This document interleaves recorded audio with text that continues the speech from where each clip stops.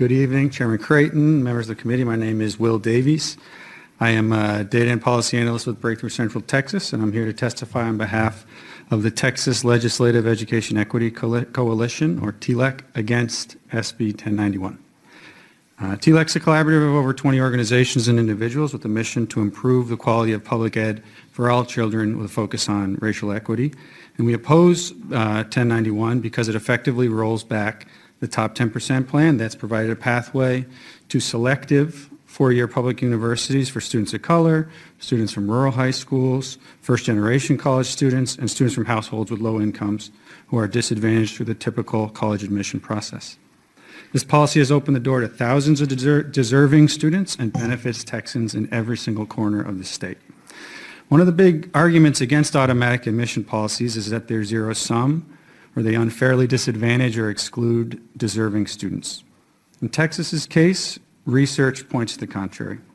A recent study from the National Bureau of Economic Research on Texas's automatic admissions program found that Texas students in the top 10% of their class from high schools that had traditionally sent few students to the flagships saw increased enrollment and completion at those selective institutions, while students graduating outside the top 10% of their class from traditional flagship feeder high schools, I'm talking about more resource schools, saw no change in overall college enrollment, graduation, or post-graduation earnings despite attending other colleges.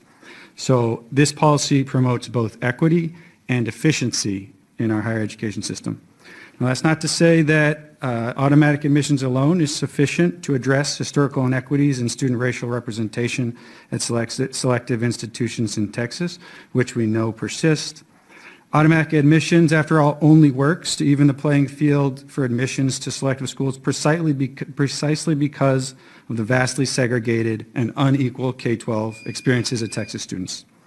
These disparities demand additional policies to support equitable access and success that complement automatic admissions, not a rollback.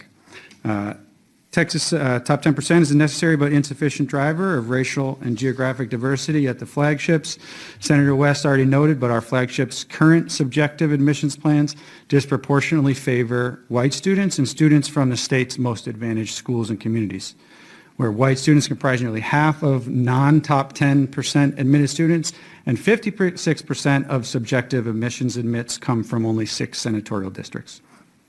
So I'll just close by saying, on top of everything I've already stated, students and their families across the state are confronted with new challenges to higher education attainment following COVID. There's health, economic, and academic impacts, and we need automatic admissions now more than ever. So TLEEC urges you to reject this bill, and thank you for your time. Happy to answer questions.